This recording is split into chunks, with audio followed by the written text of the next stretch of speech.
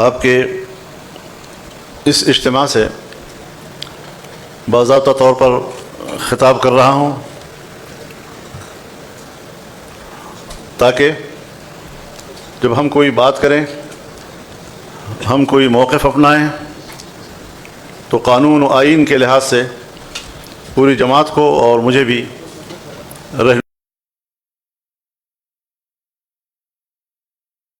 جبر ناروا سے مجھے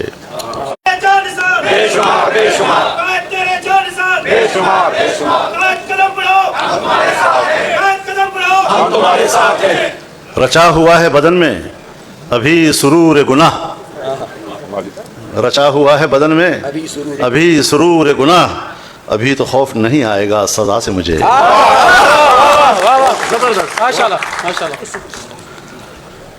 سو میرے محترم دوستو، جو میں نے کہنا تھا اور اس اجتماع سے میں سمجھ رہا تھا کہ میں کچھ کہوں گا اور میں اپنی گفتگو کے لیے آپ کی تائید حاصل کروں گا، لیکن کچھ معاملہ الٹا ہو گیا ہے کہ اب مجھے جو آپ نے کہا ہے اس کی تائید کرنی پڑ رہی ہے۔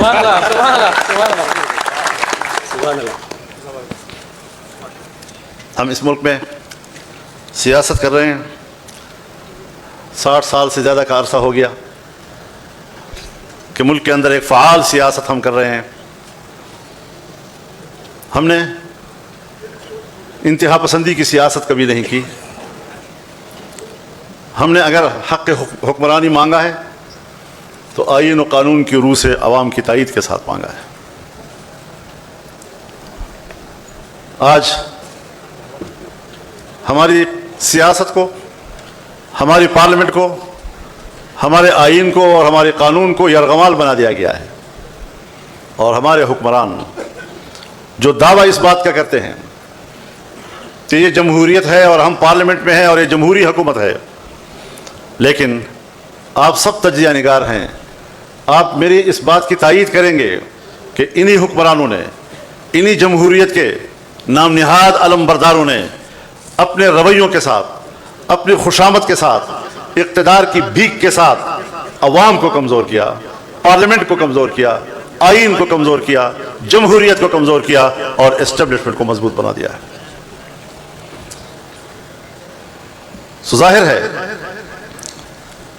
کہ ہم اگر حق کا مطالبہ کرتے ہیں تو اپنے حق کا مطالبہ یہ بھیک نہیں ہے، یہ کوئی خوشامد نہیں ہے۔ ٹھکرا دو اگر دے کوئی ذلت سے سمندر، عزت سے جو مل جائے وہ قطرہ ہی بہت۔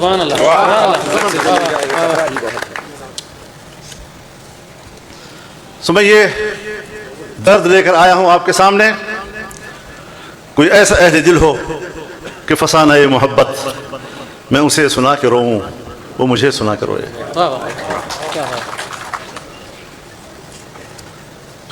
ہم نے ایک لمبی جدوجہد کی ہے، اور جب پی ڈی ایم کا اجلاس ہوا کرتا تھا تو میں ان اکابرین کے سامنے ضرور یہ سوال رکھتا تھا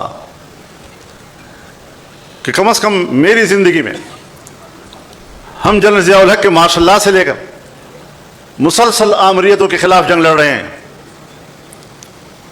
ذرا اس بات کا تجزیہ تو کریں کہ اس پوری جدوجہد میں جمہوریت طاقتور بنی یا آمرانہ قوت طاقتور بنی ہے؟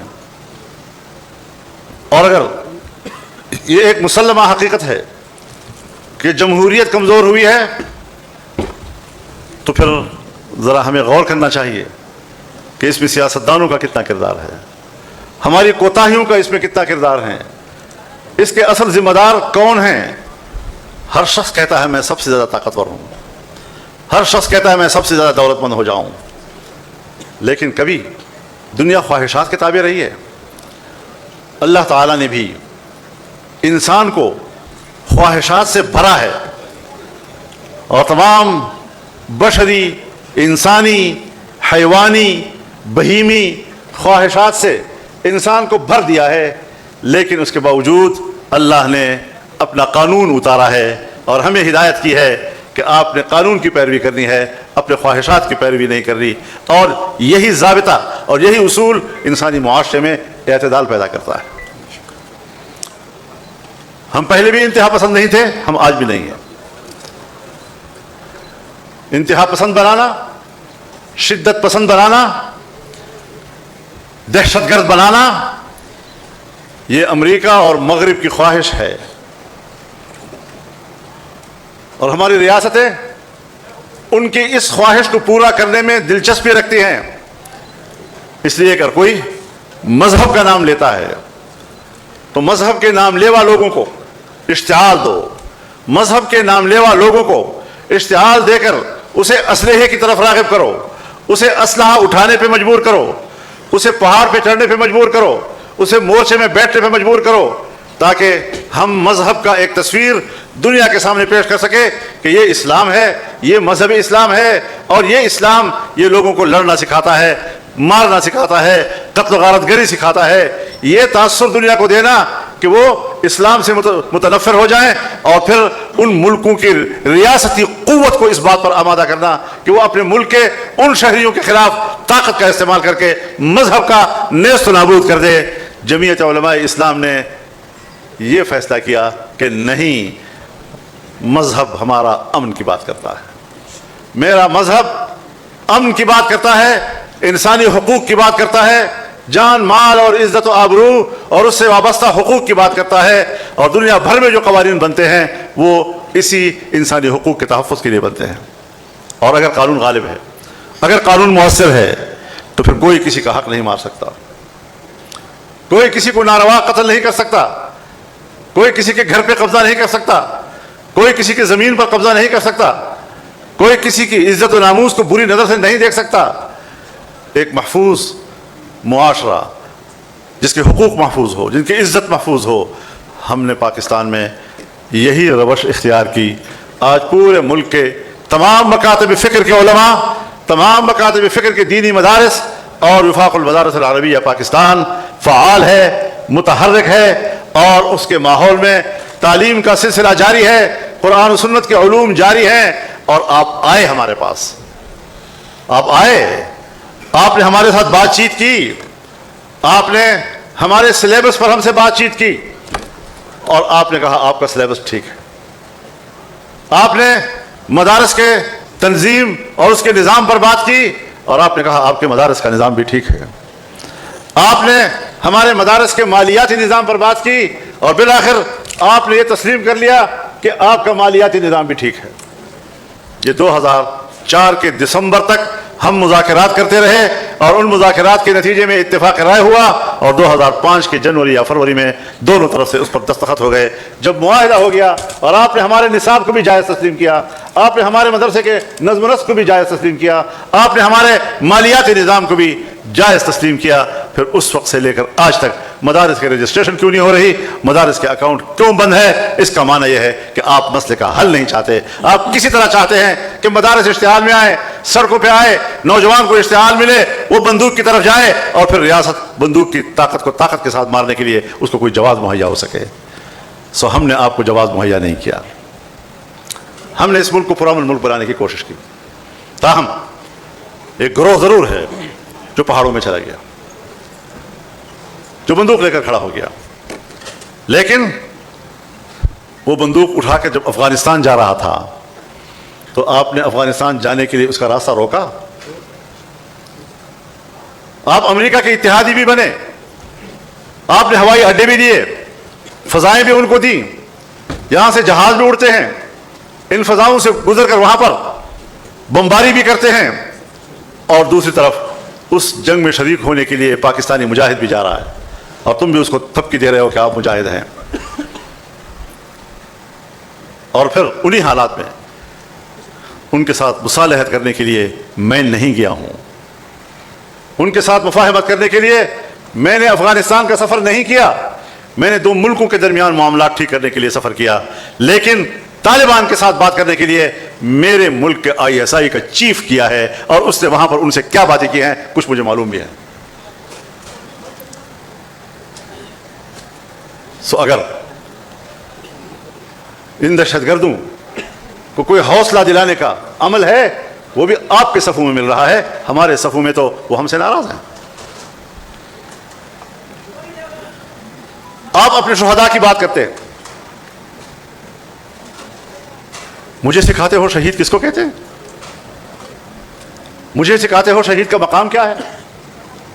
میں قرآن و سنت کا ایک طالب علم ہوں، میں شہید کے مقام کو جانتا ہوں۔ شہید کیا ہوتا ہے؟ جو شہید اپنے وطن کے لیے قربانی دیتا ہے اس کی قدر و منزلت کو میں جانتا ہوں۔ آپ مجھے اس کی قدر و منزلت نہ سمجھائیں، میں تمہیں جانتا ہوں کہ تمہارے نظر میں اپنے شہید کی کیا قدر و قیمت ہے۔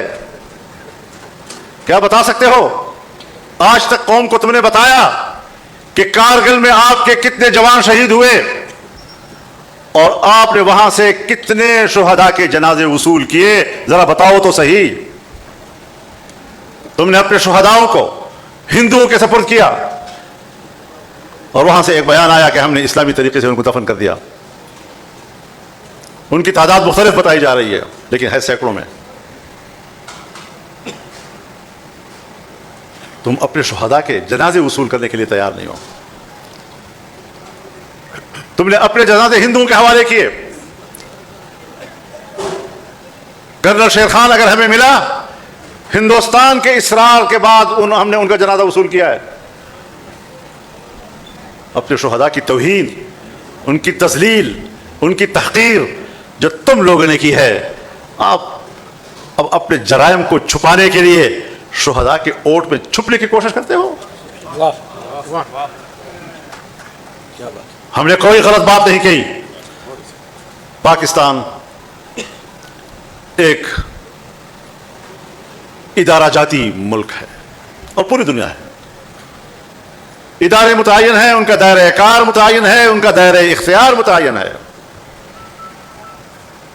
اگر میں نے آپ کو ان کی ذمہ داریوں کی طرف متوجہ کیا ہے، اگر میں نے آپ کو ان کے اپنے دائرہ کار اور اس دائرہ کار کے اندر ان کی صلاحیتوں کی طرف آپ کو متوجہ کیا ہے، تو میں اب بھی کہتا ہوں کہ پالیسی ساز لوگوں، سپاہی نے تو آپ کا حکم ماننا ہے، پالیسی ساز تو آپ بڑے ہیں۔ میں آپ کی پالیسیوں سے اختلاف کر رہا ہوں، بڑے ادب و احترام کے ساتھ اختلاف کر رہا ہوں، لیکن آپ میرے بیان کی از خود تشریح کر کے جو میری کردار کشی کرنا چاہتے ہیں اور سمجھتے ہیں کہ فضل الرحمان جھک جائے گا، سرنڈر کر جائے گا، یاد رکھو مجھے اپنے ماں باپ نے سرنڈر ہونے کے لیے نہیں جنا ہے۔ نعرہ تکبیر! نعرہ تکبیر!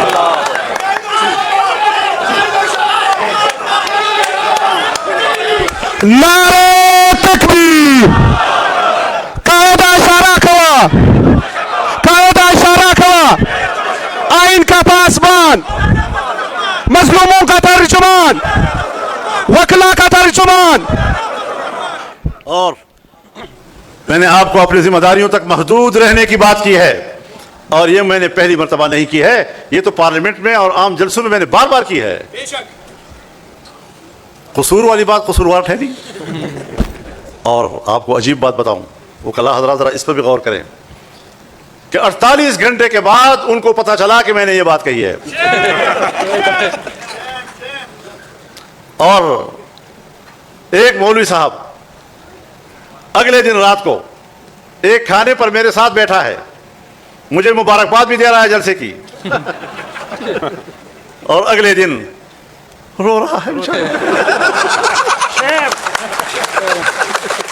48 گھنٹے کے بعد اس کو پتا چلا۔ وہ سنا ہے کہ کوئی ماتم ہو رہا تھا محرم کا، تو کوئی انگریز آیا ہوا تھا، تو اس نے جب یہ منظر دیکھا تو پوچھا کہ بھئی یہ لوگ اپنے آپ کو کیوں مار رہے ہیں؟ تو انہوں نے کہا کہ یہ تو حضرت امام حسین کی شہادت پر غم کا اظہار کر رہے ہیں۔ انہوں نے کہا کہ ان کا بڑا اتنا امام شہید ہوا ہے اور یہ اس پر غم کا اظہار کر رہے ہیں، تو آئیے ہم بھی شامل ہو جائیں۔ تو اس نے کہا نہیں، یہ 1400 سال پہلے شہید ہوا تھا۔ اس نے کہا اچھا، اتنی تاخیر سے ان کو خبر پہنچی۔ تو یہ ہوتی ہے بدنیتی، اور مجھے افسوس یہ ہے کہ میرے خلاف بدنیتی پر مبنی ایک جملے کی غلط تشریح کر کے قوم کو گمراہ کرنے کی کوشش کی گئی، عوام کو گمراہ کرنے کی کوشش کی گئی، اور ہمارے میڈیا کو گمراہ کرنے کی کوشش کی گئی، اور شہداء کے خاندانوں کو گمراہ کرنے کی کوشش کی گئی. میں ان کو بتانا چاہتا ہوں کہ صرف ہم ہیں، الحمدللہ صرف ہم ہیں جنہوں نے ایک سے زیادہ مرتبہ جلسے میں یہ بات کہی ہے کہ اگر میری فوج پر خدا سخت وقت نہ لائے، میرے ملک پر خدا برا وقت نہ لائے، ورنہ جب میری فوج اپنے ملک کی دفاع کرے گی تو ان میرے فقیروں کو اپنے ساتھ مورچے میں شانہ بشانہ لے گی. آپ نے کبھی ہمارے اس جذبے کو اپریشیٹ کیا؟ اور قربانیاں ہیں. اگر پاکستان کا ایک سپاہی ملک کے لیے قربانی دیتا ہے اور اسی لیے وہ فوج میں بھرتی ہوا ہے، جمعیت علماء اسلام تو فوج نہیں ہے، پھر میرے جمعیت علماء اسلام کے صفوں کے اندر سے بڑے اکابر سے لے کر عام علماء اور طلباء تک 200 سے زیادہ شہید کیوں ہم نے دیے؟ کس کے لیے دیے؟ تم نے اس قسم کی حرکت کر کے جمعیت علماء کے کارکنوں اور ان کی قربانیوں کا مذاق اڑایا ہے، اور اب اس کا رد عمل آئے گا.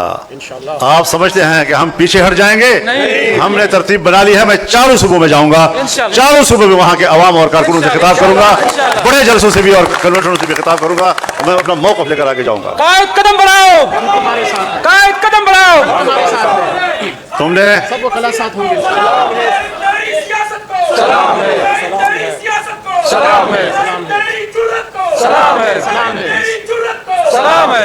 تم نے میرے علماء کو شہید کیا، علماء کرام شہید ہوئے، میرے استاد اور میرے شیخ مولانا حسن جان شہید ہو گئے، میرے والد صاحب کے شاگرد رشید وزیرستان کے استاد الاساتذہ مولانا نور محمد شہید ہو گئے، مولانا معراج الدین جو میں سمجھتا ہوں میرا دایاں بازو تھا، تم نے اس کو توڑا، اور میں نے باجوڑ میں 100 جنازے اٹھائے ہیں ایک جلسے کے. میں روزانہ پشتونخوا میں اور بلوچستان میں کہیں نہ کہیں 2 یا 3 جنازے اٹھا رہا ہوں. میں تو آپ کے ہر جنازے پر آپ کے ساتھ رویا ہوں. کبھی یاد ہے کہ تم بھی میرے جنازے پر میرے ساتھ روئے ہو؟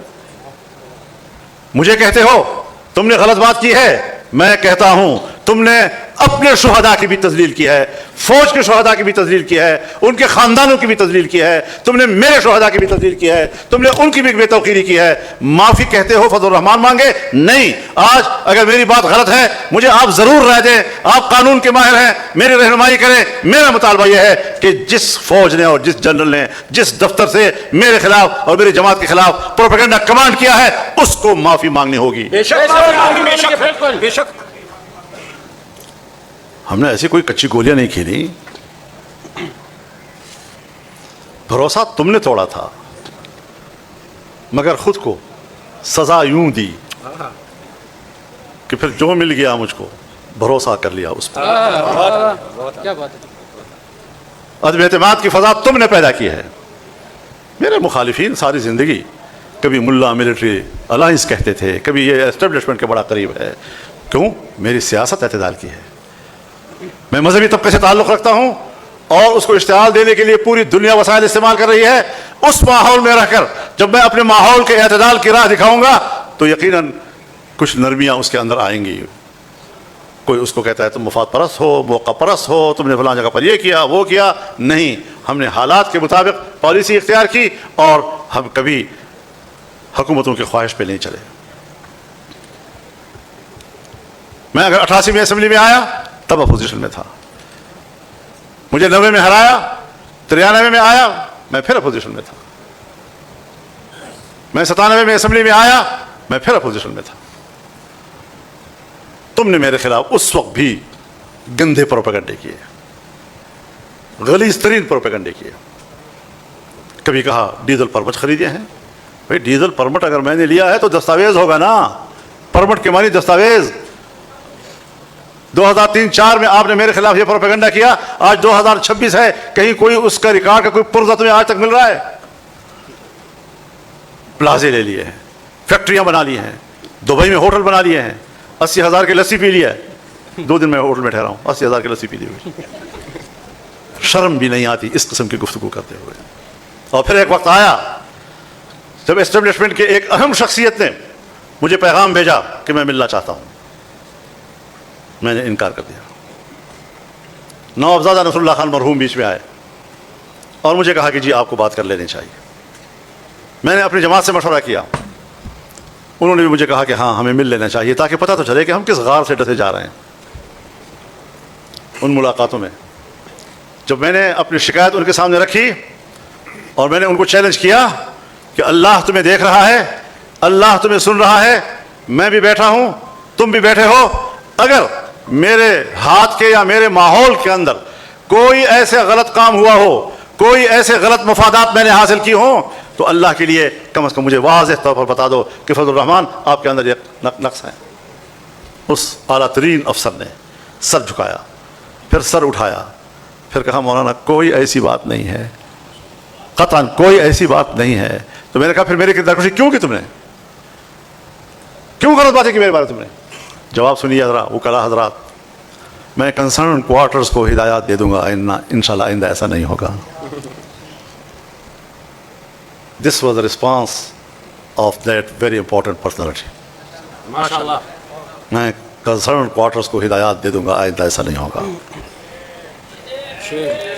تو میں نے کہا جی آپ نے تو کہہ دیا کہ ہم نے جو بولا جھوٹ بولا, غلط بولا, اور آئندہ میں ہدایات دے دوں گا, ایسا نہیں ہوگا. لیکن میرا دعویٰ تو اپنی جگہ برقرار ہے کہ تم نے الیکشن میں دھاندلی کرائی ہے. بالکل. اور حکمران جو بھی بنے گا دھاندلی سے بنے گا. سو آج میرا سوال یہ ہے کہ دھاندلی سے بنی ہوئی حکومت ہمیں قبول نہیں ہے. تم کس بات میں لوگوں کو الجھا رہے ہو؟ اب تک یہ مجھ سے رابطے بھی کرتے تھے, لیکن جس دن انہوں نے کہا جی کہ ہم آپ کے پاس آئے ہیں بلوچستان حکومت میں, تو کم از کم ہمارے ساتھ شراکت کر لو.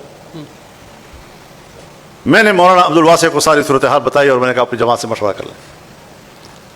انہوں نے جماعت سے مشورہ کیا اور جماعت نے کہا نہیں, ہم کبھی اس حکومت میں شامل نہیں ہوں گے. ہمیں کہا گیا کہ آپ صوبہ خیبر پختونخوا میں حکومت بنائیں, یعنی پی ٹی آئی کی حکومت ختم کریں اور دوسری حکومت بنائیں. میں نے کہا بنتی نہیں ہے, اپوزیشن کے کل 53 اراکین ہیں, آپ ہمیں مہیا کر کے دیں گے تو ان مہیا کیے گئے ممبروں کے سہارے میں حکومت بناؤں گا, لوٹوں کے ذریعے میں حکومت بناؤں گا. میں اس گھوڑے پر سوار ہونے کے لیے تیار نہیں ہوں کہ جس کے باغیں میرے ہاتھ میں نہ ہوں گی.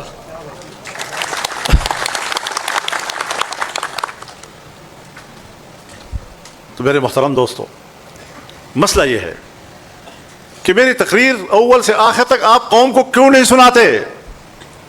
میری پارلیمنٹ کی تقریر آپ قوم کو کیوں نہیں سنا رہے؟ پارلیمنٹ ایک مشترکہ ادارہ ہوتا ہے, حکومت کا ممبر, اپوزیشن کا ممبر, یہ کلی. اب صرف ایوان کے اندر کے لوگ سن رہے ہیں. تو میں نے کہا یہ تو میں نے آپ سے کہا تھا نا کہ آپ ایک ان کیمرہ اجلاس تو بلائیں تاکہ ہم دیکھیں کہ پاکستان کہاں کھڑا ہے. ہندوستان کی سرحد بند ہے, افغانستان کی سرحد بند ہے, چین آپ کے ساتھ کاروبار کرنے کے لیے تیار نہیں ہے. اور جب آپ نے درخواست دی پرسوں ترسوں کہ آپ کی جو پاکستان میں 170 ارب ڈالر کی انویسٹمنٹ تھی اور جو ہم پورا نہیں کر سکے, سو آپ مہربانی کریں اور وہ 170 ارب ڈالر ہمیں معاف کر دیں. چائنا نے مسترد کر دیا آپ کی درخواست کو. تفتان کے علاقہ سینڈک میں ابتدا سے ہی چائنا کام کر رہا ہے, آج اس نے وہاں سے بستر اٹھانے کا فیصلہ کر لیا ہے. تو یہ آپ کے چین کے ساتھ تعلق ہوا. ایران آپ پر کتنا اعتماد کرتا ہے لیکن پھر وہ برے حالات میں ہے. پاکستان کو محصور کر دیا تم نے. یہ تمہاری پالیسیاں ہیں. آپ انڈیا سے لڑے, ہم نے سب سے پہلے آپ کو سپورٹ کیا ہے. آپ نے امریکہ اور ایران کے درمیان مفاہمت کی بات کی, ہم نے سپورٹ کیا کہ ہم خطے میں امن کے عمل کو ترجیح دیں گے. لیکن ہماری رضامندی کے باوجود آپ آ رہے ہیں اور جا رہے ہیں اور آ رہے ہیں اور جا رہے ہیں اور آ رہے ہیں اور جا رہے ہیں, وہ گلہری کی طرح کہ میری اڑیاں جڑیاں ویک. اور آج بھی امریکہ ایران پر حملے کر رہا ہے. अब नए हुर्मुज़ को कंट्रोल करने की कोशिश कर रहा है। तो जब अमेरिका ने मेरे सिपा सालार को थपकाया, you are very good man, very good man, तो उस वक्त तक गुड मैन था जब हमारे झंडों के नीचे उनके जहाज़ों ने हुर्मुज़ को अबूर किया, और ये फ़ायदा उठाने के बाद जब हम घर वापस आए तो ईरान पर फिर दोबारा हमले शुरू कर दिए। अब आप कुछ कर देगी तो निकालें ना, बताएं तो सही ना। अफगानिस्तान के सरहद आपकी सरहद बंद है, मुल्क महसूर है, अशिया की किल्लत हो रही है, और अब आप नाराज किस बात पर हुए हैं कि मैंने कहा कि हम लश्कर नहीं बनाएंगे। आप कबीलों से कह रहे हैं जगह जगह पर कि तुम लश्कर बनाओ और लड़ो। हमने कहा कि नहीं, ये अवाम की जिम्मेदारी नहीं है, इसके लिए आप हैं, आप ही भर्ती होते हैं, पेट ही बांधते हैं, लेकिन फिर भी पाकिस्तान के अवाम ने आपको अखलाकी तौर पर सपोर्ट किया है, आप अवाम को जंग में झोंकना चाहते हैं।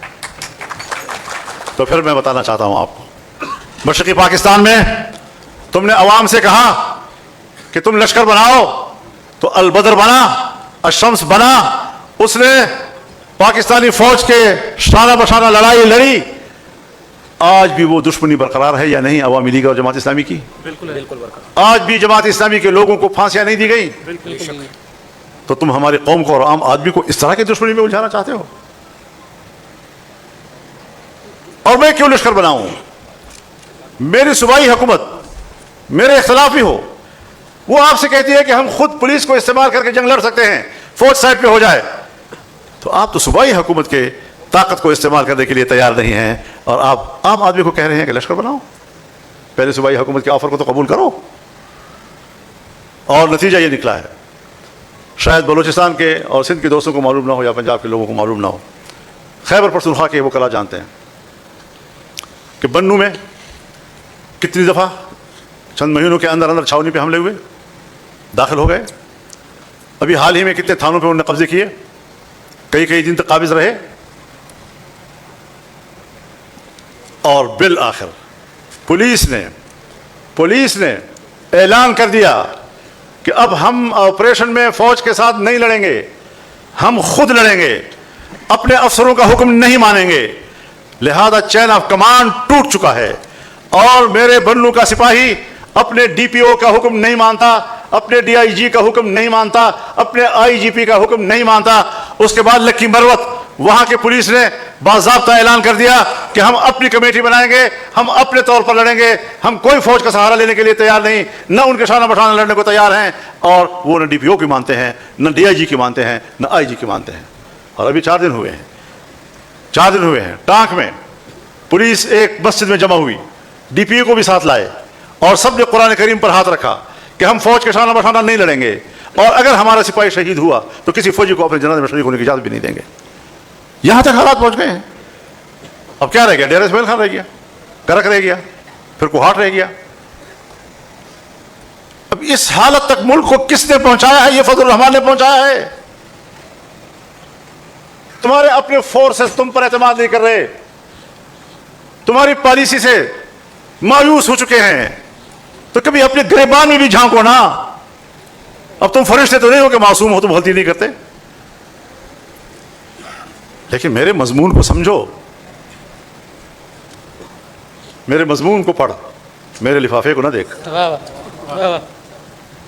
मैं क्या कहना चाहता हूं, अव्वल से लेकर आखिर तक कौम को मेरी तकरीर सुनाओ। उसमें तौहीन की कौन सी बात है, बेतौकीरी की कौन सी बात है? हाँ, आपको अपनी जिम्मेदारियों का एहसास दिलाया है, आपको अपने दायरे कार का एहसास दिलाया है, आपको अपने दायरे इख्तियार का मैंने एहसास दिलाया है कि अपने हुदूद में रहो।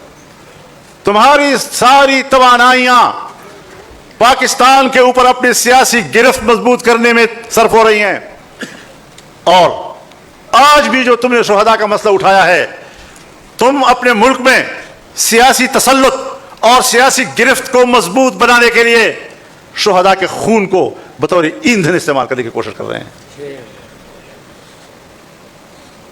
अपने जराइम को छुपाने के लिए शुहदा के पीछे छुपते हो। हम आपसे कोई जंग नहीं लड़ रहे, हम आपकी पॉलिसी से इख्तलाफ कर रहे हैं। मेरे दलील का जवाब दलील से दीजिए। कहते हैं माफी मांगे, माफी मैंने मांगनी है, तूने मांगनी है। غلط تو نے کیا ہے. ہم تو رسول اللہ صلی اللہ علیہ وسلم کے اس ارشاد پر عمل کرتے ہیں. صلی اللہ العافیہ ولا تتمنوا لقاء العدو. اللہ سے عافیت مانگا کرو, دشمن کا سامنا کرنے کی تمنا نہ کیا کرو. وَإِذَا لَقِيتُمْ فَاثْبُتُوا. لیکن اگر مقدر ہے اور آمنا سامنا ہو گیا پھر ڈٹ جاؤ. سبحان اللہ, سبحان اللہ. یہ اصول ہے. میں اپنی فوج کو تو دشمن نہیں کہہ رہا, میں اپنی فوج کو پاکستان کی فوج کہتا ہوں. اور جب میں پاکستانی ہوں تو فوج بھی پاکستانی, تو فوج میری ہو گئی. میں اپنی فوج کو اپنی فوج سمجھتا ہوں. لیکن جب آپ اپنے دائرہ کار و اختیار سے تجاوز کریں گے, ملک کی سیاست پر قابض ہوں گے, الیکشنوں میں دھاندلیاں کرو گے, اور دھاندلیاں بھی تو اس طرح ہوتی ہے کہ بکسہ تبدیل ہو جائے, نمبر تبدیل ہو جائیں. لیکن گلگت میں اگر میرے حلقے کے بکسوں کو دریا میں پھینک دیا, اس کو کون گنے گا؟ کل اسے کون گنے گا؟ تو میں نے آپ کو اپنی ذمہ داریوں کا احساس دلایا ہے. میری باتوں کو برا مت مانو, میری باتوں سے سبق سیکھو.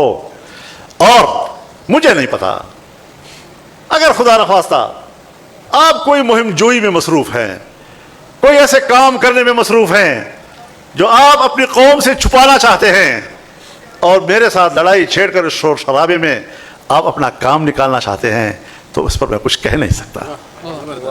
لیکن اس پہلو کو نظر انداز نہ کرو. ہمارے ساتھ لڑائی چھیڑ کر شور و غوغا برپا کرتے ہو, اور ساری دنیا کی توجہ اس طرف ہو جاتی ہے, اور اس بیچ میں پتہ نہیں کون سی مہم آپ پوری کر رہے ہو. کیا کرنا چاہتے ہو؟ شہیدوں کے نام پر سیاسی مفادات کے لیے, اپنی مہم جوئی کے لیے اپنے شہداء کا سہارا لیتے ہو. تم شہداء کے توہین کے مرتکب ہو. تمہیں اپنے شہداء سے بھی معافی مانگنی ہوگی, تمہیں میرے شہداء سے بھی معافی مانگنی ہوگی. عوام مر رہے ہیں, یہ کس پدار پہ مر رہے ہیں؟ آئے روز کبھی کسی گاؤں میں, کبھی کسی گاؤں میں, کبھی کہاں پر, کبھی کہاں پر, کبھی سڑکوں میں, کبھی گلیوں میں, کبھی صحراؤں میں, کبھی میدانوں میں گولیاں چل رہی ہیں, عوام مر رہے ہیں. ان عوام کی کوئی بات ہے؟ ان کی کوئی قدر و قیمت ہے؟ ان کی خون کی کوئی قدر و قیمت نہیں, اس لیے کہ وہ ان قربانیوں کا کوئی تنخواہ نہیں لے رہے. اگر شہید کی شہادت اور قربانی کو ایک محاوراتی جملے کے ساتھ, ایک عام محاورہ ہے, تم جوڑ کر اس کو شہیدوں کی توہین سمجھتے ہو, تو پھر دفاع مقدس ہے, دفاع مقدس ہے. پھر ہمارے بجٹ سے دفاعی بجٹ کا نام تو نکال لو, کیونکہ دفاع جیسے مقدس چیز کو بجٹ کی طرف منسوخ کرنا, یہ تو قوت دفاع کی توہین ہو جائے گی.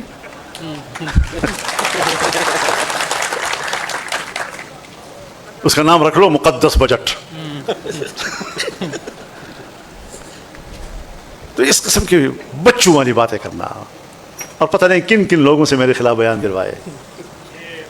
جب بولتے تھے تو لگتا تھا چہرہ بھی اس کا مصنوعی بنا ہوا ہے, زبان بھی اس کی مصنوعی ہے, ضمیر اور زبان کے درمیان مطابقت نہیں ہے, اور اس طرح کے پروپیگنڈا کر کے آپ ایک سنجیدہ سیاست کو ملک میں ذلیل کر رہے ہیں. ہم نے ہمیشہ سنجیدہ سیاست کی ہے, ہم نے ملک کے لیے بہت کچھ کیا ہے, ہم نے اس ملک کو مشکلات سے نکالا ہے, ہم نے اس ملک کے نوجوان جو بندوق کی طرف جا رہے تھے ان کو روکا ہے, مدارس کو روکا ہے, مساجد کو روکا ہے, جوانوں کو روکا ہے.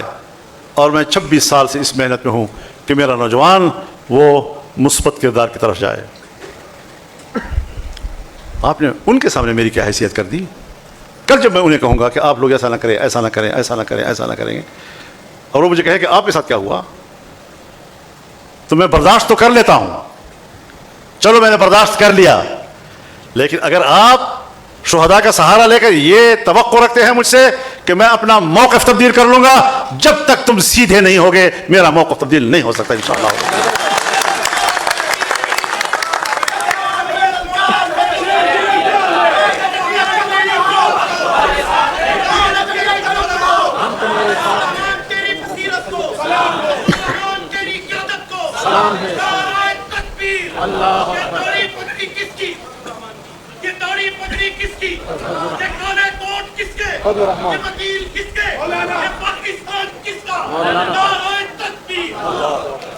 کسی کو اپنے عمل کا حساب کیا دیتے؟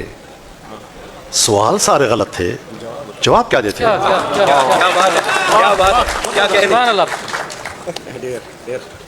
مما خلد غیر ڈر ندی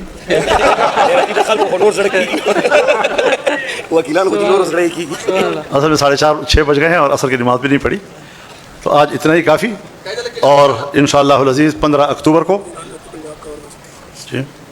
جی 15 अक्टूबर को इंशाअल्लाह मुल्तान में मुफ्ती महमूद कॉन्फ्रेंस होगी और अगस्त के महीने में चारों सूबों के अंदर वर्कर्स कन्वेंशन होंगे जिसमें वकला भी शरीक होंगे और बाकी लोग भी शरीक होंगे। इसी तरीके से हमने नवंबर में भी पंजाब में जलसे का ऐलान किया है और सितंबर में भी हम पंजाब में जलसा करेंगे। अब पंजाब में एक जलसा कसूर का नहीं हुआ, पंजाब में अब जलसे होंगे और इंशाअल्लाह हम अवाम की ताईद हासिल करेंगे। वाखिर दावाना तो एक और बात मैं आपसे थोड़ा सा बैठे थोड़ा सा आपको मजा आएगा इंशाल्लाह। मैं एक बात थोड़ी भूल रहा हूँ, अभी याद आ गई। इन्होंने हमारे ऊपर सोशल मीडिया के रास्ते से हमला किया। आज 7वां दिन है या 8वां दिन है, मुसलसल हुकूमत की बयानिया को मुस्तरद कर रहे हैं।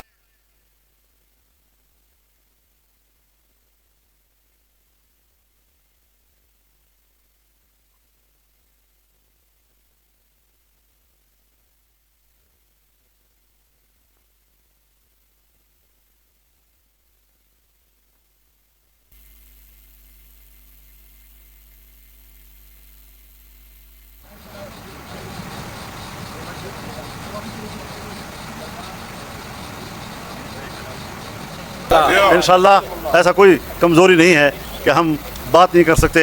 बाकी ज़िंदगी और मौत अल्लाह के हाथ में है, किसी के हाथ में नहीं। हम अपनी जद्दोजहद जारी रखेंगे और इंशाअल्लाह अज़ीज़ ये मैदान अब या वो ठंडा कर दें या फिर गर्म रहेगा।